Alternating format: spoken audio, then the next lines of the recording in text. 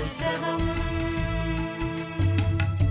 കലകളുടെ താളമേളങ്ങളാൽ മനസ്സുകളിൽ ദേവനടനമാടാം. ഹൃദയമൊരു സ്നേഹതീരമായ ജന്മമേ സാഫല്യമായി. ഈ ജീവിതം ഒരു കലോത്സവം. ഓം ശാന്തി. ജീവിതകലകളിൽ നിന്ന് നമുക്ക് പെരുമാറ്റക്കല അഥവാ സർവരെയും സന്തുഷ്ടമാക്കാനുള്ള കലയെക്കുറിച്ച് ഒന്ന് നോക്കാം. നമ്മുടെ ജീവിതത്തിലേക്ക് തിരിഞ്ഞു നോക്കുകയാണെങ്കിൽ പറയാറുണ്ട്, നമ്മുടെ പെരുമാറ്റം ചന്ദനം പോലെ ശീതളമായിരിക്കണം, റോസ് പോലെ സുഗന്ധം നൽകുന്നതായിരിക്കണം, തേൻ പോലെ മാധുര്യം നൽകുന്നതായിരിക്കണം. ഇപ്രകാരമുള്ള സുന്ദരമായ പെരുമാറ്റത്തിലൂടെ നമുക്കേവർക്കും സർവർക്കും പ്രിയപ്പെട്ടവരായിട്ട് മാറാൻ കഴിയും. അഥവാ സർവർക്കും, അതായത് നമ്മളോടൊപ്പം ഇടപഴകുന്നവർക്ക് എല്ലാവർക്കും തൃപ്തി നൽകാൻ, സന്തുഷ്ടത പ്രദാനം ചെയ്യാൻ കഴിയും. അതാണ് നമ്മുടെ ജീവിതത്തിൻ്റെ ഏറ്റവും വലിയ വിജയം. പക്ഷേ പെരുമാറ്റം ഒരു കല പോലെയായിട്ട് മാറണമെങ്കിൽ നമ്മൾ ഏതെല്ലാം കാര്യങ്ങളിൽ ശ്രദ്ധിക്കണം? ഏറ്റവും പ്രധാനപ്പെട്ട കാര്യം, പൊതുവെ നമ്മളോട് പഴമക്കാർ പറയാറുണ്ടല്ലോ, അകത്തൊന്ന് പുറത്തൊന്ന്, ഈ രീതിയിൽ പെരുമാറരുതെന്ന് പറയും. ഉള്ളിൽ ഒരു നെഗറ്റീവ് ഭാവം വെച്ചുകൊണ്ട് പുറമേ ഒരു പോസിറ്റീവായ ഭാവത്തിൽ നമ്മൾ പെരുമാറുക. ഇപ്പോൾ ഉദാഹരണത്തിന് നമ്മുടെ വീട്ടിലേക്ക് ഒരാൾ കടന്നു വരിക. അപ്പോൾ അവരൊരു അതിഥിയായിട്ട് നമ്മുടെ മുന്നിലേക്ക് കടന്നു വരുമ്പോൾ നമുക്ക് ആ അതിഥി വന്നത് ഇഷ്ടമല്ല, അല്ലെങ്കിൽ അവർ വന്ന സമയം നമുക്ക് അത്ര ഇഷ്ടപ്പെട്ടില്ലെങ്കിൽ പുറമേ നമ്മൾ കാണിക്കില്ല, കാരണം അതിഥിയാണല്ലോ.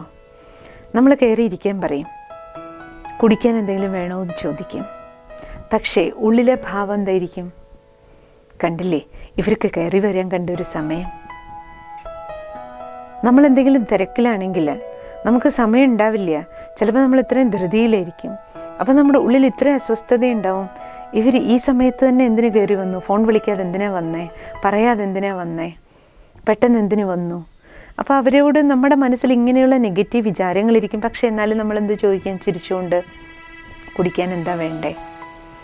അപ്പോൾ അകത്ത് ഒരു ഭാവം, നെഗറ്റീവായിട്ടുള്ള ഭാവം, അനിഷ്ടമാണ് അകത്ത്.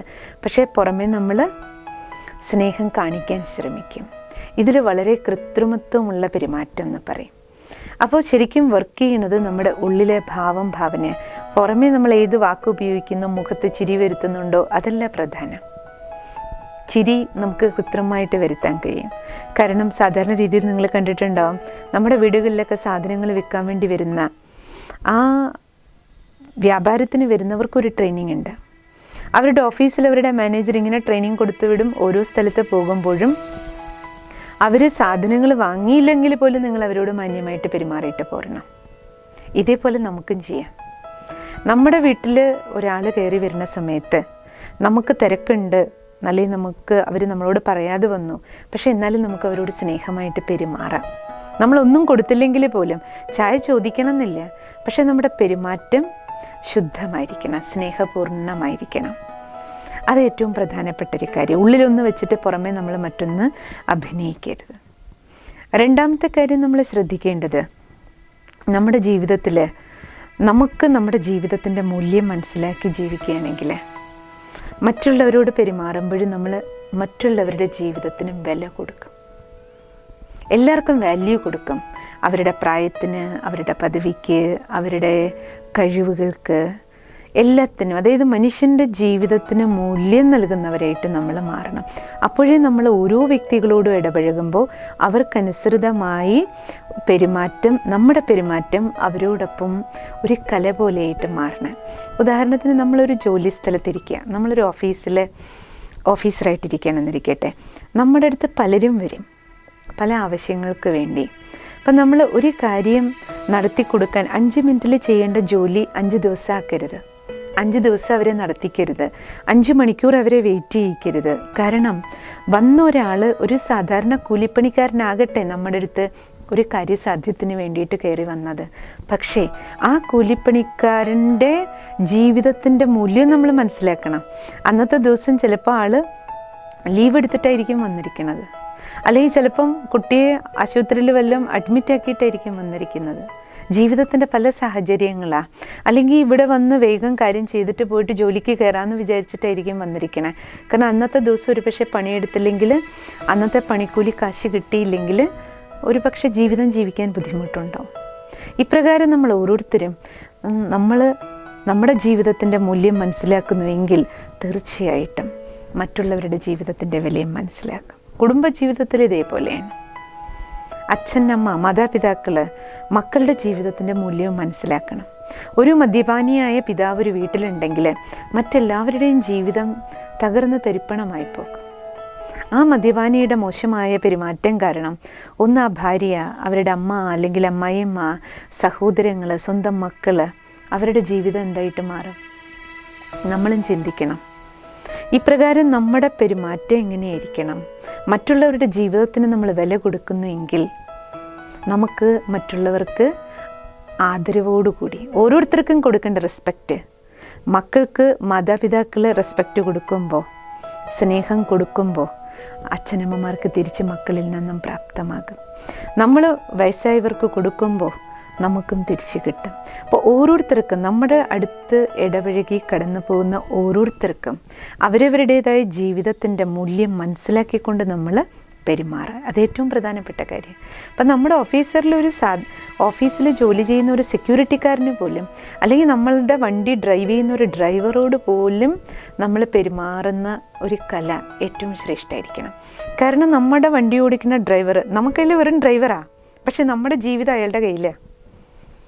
അയാളുടെ അടുത്ത് നമ്മൾ മോശമായിട്ട് പെരുമാറിയെങ്കിൽ അയാൾ വളരെ റാഷായിട്ട് ഡ്രൈവ് ചെയ്യുന്നതെന്നിരിക്കട്ടെ, എന്തെങ്കിലും ആക്സിഡൻറ്റ് ഉണ്ടായെന്നിരിക്കട്ടെ, ആരുടെ ജീവിതം കൂടി നശിച്ചു പോവും? നമ്മുടെ ജീവിതവും കൂടി ഇല്ലാണ്ടാവും അല്ലേ?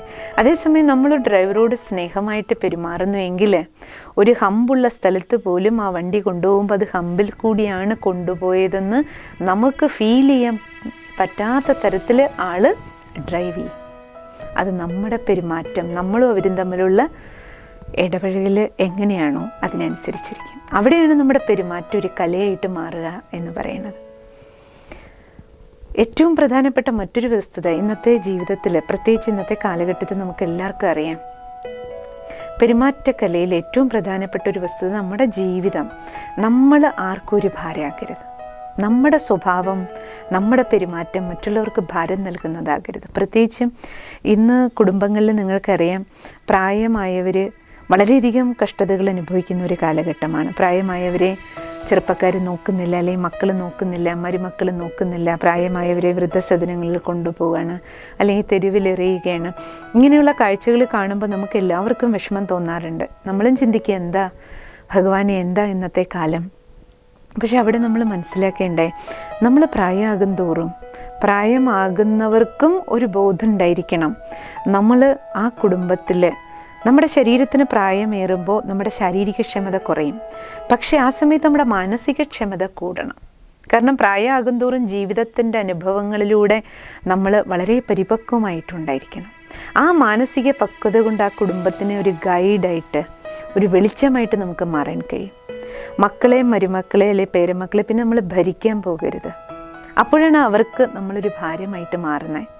നമ്മുടെ പെരുമാറ്റത്തിലും വാക്കുകളിലും ഇരിക്കുകയാണ് ആ കുടുംബത്തിന് നമുക്ക് ആ ഭാരമായിട്ടും മാറാം, ആ കുടുംബത്തിൻ്റെ അവശ്യ ഘടകമായിട്ടും നമുക്ക് മാറാം. എനിക്കറിയാം, നമ്മുടെ ആശ്രമത്തിൽ വന്നു പോകുന്ന ഒരു സഹോദരൻ ഈയിടെ മരിക്കുകയുണ്ടായി. അപ്പം ആ സമയത്ത് അദ്ദേഹത്തിന് ഏകദേശം 85 വയസ്സൊക്കെ ആയിട്ടാണ് മരിച്ചത്.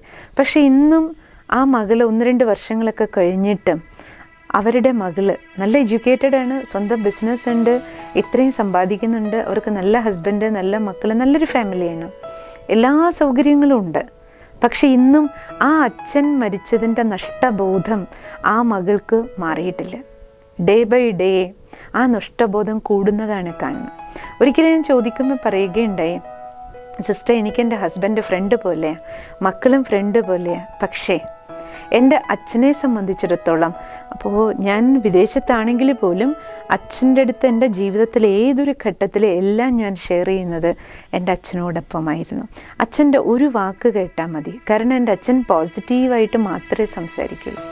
എപ്പോഴും ബ്ലെസ് ചെയ്യുന്നത് പോലെയാണ് ഉള്ള വാക്കുകൾ, അനുഗ്രഹ വർഷത്തിൻ്റെതായ വാക്കുകളാണ് പറയുക. ഞാൻ വലിയ ഒരു ഭാരമുള്ള ടെൻഷനുള്ള കാര്യം കൊണ്ടുപോയി ഷെയർ ചെയ്യുകയാണെങ്കിലും അച്ഛൻ എൻ്റെ മനസ്സിനെ മഞ്ഞ് പോലെ ഉരുക്കുന്നത് പോലെ ഒരു ശബ്ദം കൊണ്ട്, അച്ഛൻ്റെ ഒരു വാക്കുകൊണ്ട് എൻ്റെ മനസ്സിൻ്റെ ഭാരം പോകാറുണ്ടായിരുന്നു. അപ്പം അതുകൊണ്ട് അച്ഛൻ്റെ വേർപാട് എനിക്ക് താങ്ങാൻ പറ്റുന്നില്ല. ഇപ്പോഴും ആ നഷ്ടബോധം എനിക്ക് അക്സെപ്റ്റ് ചെയ്യാൻ പറ്റുന്നില്ല, നഷ്ടപ്പെട്ടു എന്നുള്ളത്. ഇപ്രകാരം സ്വന്തം പിതാവ് അല്ലെങ്കിൽ അച്ഛൻ അല്ലെങ്കിൽ അമ്മായിയച്ഛൻ, അമ്മായിയമ്മ ആ മക്കൾക്ക് അല്ലെങ്കിൽ മരുമക്കൾക്ക് തൻ്റെ ജീവിതത്തിൻ്റെ ഒഴിച്ചുകൂടാൻ പറ്റാത്ത ഒരു അംഗം, ഒരു അവയവം പോലെയായിട്ട് മാറും. പെരുമാറ്റ കലയിൽ അടുത്തുനിന്ന് നമ്മൾ ശ്രദ്ധിക്കേണ്ടേ, ഓരോരുത്തരോടൊപ്പം ഇടപഴകുമ്പോഴും നമ്മൾ അവരുടെ ഭാവം, സ്വഭാവം, പരിതസ്ഥിതി ഇതെല്ലാം മനസ്സിലാക്കി പെരുമാറണം. കാരണം ഓരോരുത്തരുടെ സ്വഭാവം തീ പോലെയാണ് ഒരാളുടെ സ്വഭാവം, അഗ്നി പോലെയാണ്. അവരുടെ അടുത്ത് നമ്മൾ അഗ്നി പോലെ പെരുമാറിയ നമുക്ക് പെരുമാറ്റ കലയുണ്ടെന്ന് പറയില്ല. തീ അണയ്ക്കണമെങ്കിൽ വെള്ളമാണ് വേണ്ടേ. അപ്പോൾ ഒരാൾ വളരെ മുൻകോപിയാണെങ്കിൽ അവിടെ നമ്മൾ ഉപയോഗിക്കേണ്ടത് നമ്മുടെ സഹനശീലതയാണ്, ക്ഷമയാണ്. വെള്ളത്തിൻ്റെ ശീതളത കൊണ്ട് മാത്രമേ നമുക്ക് അവരോട് പെരുമാറുമ്പോൾ മാത്രമേ നല്ല രീതിയിൽ നമുക്ക് ജീവിതം മുന്നോട്ട് കൊണ്ടുപോകാൻ കഴിയുകയുള്ളൂ. അതേപോലെ തന്നെ പരിതസ്ഥിതി, ഓരോ വ്യക്തിയുടെയും പരിതസ്ഥിതി നമ്മൾ നോക്കിയിട്ട് വേണം പെരുമാറാൻ.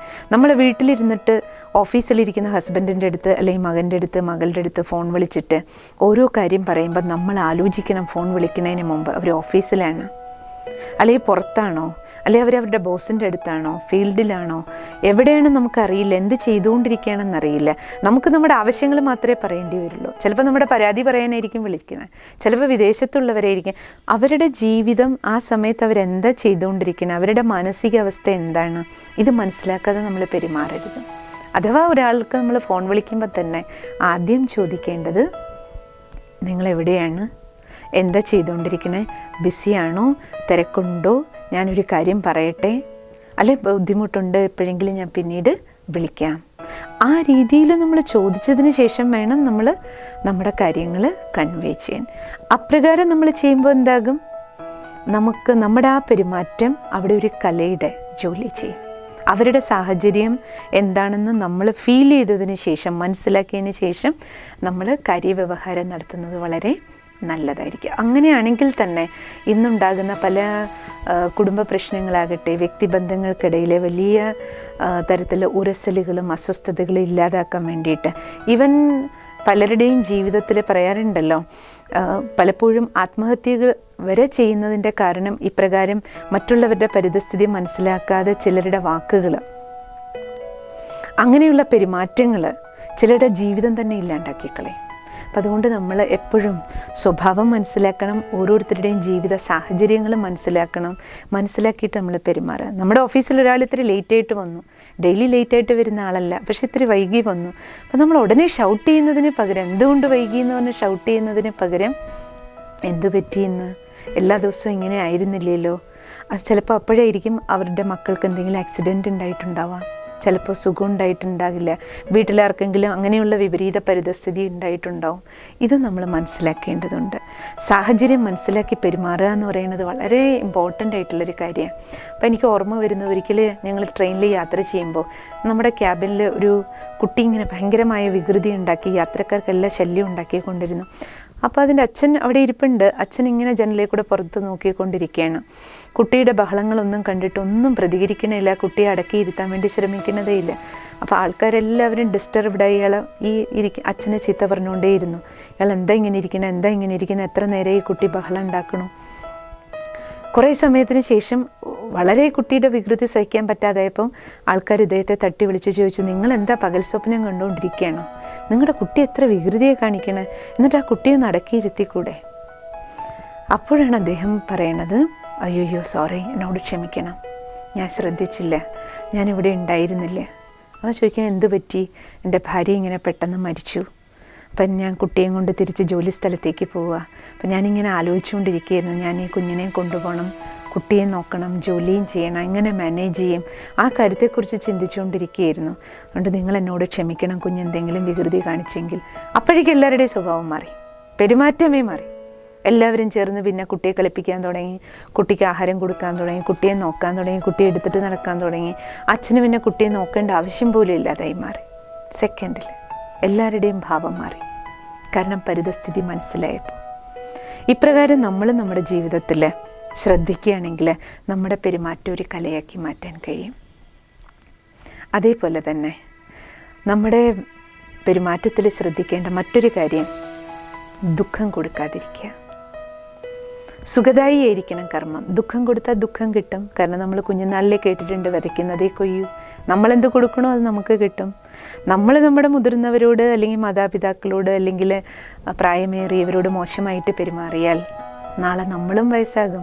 നമുക്കും ഇതാ സംഭവിക്കാൻ പോണേ, നമുക്കും ഇതാ കിട്ടാൻ പോണേ, നമ്മുടെ മക്കളും നമ്മളോട് ഇതാണ് നമുക്ക് തിരിച്ചു തരാൻ പോണേ. കാരണം ഞാൻ കൊടുത്തിട്ടുണ്ടെങ്കിൽ ആ കൊടുത്തത് പലിശ സഹിതം എനിക്ക് തിരിച്ചു കിട്ടുമെന്നുള്ള ബോധമുണ്ടെങ്കിൽ നമ്മുടെ പെരുമാറ്റത്തിൽ നമുക്ക് വളരെയധികം അതീവ ശ്രദ്ധാലുക്കളായിട്ട് നമ്മൾ മാറും.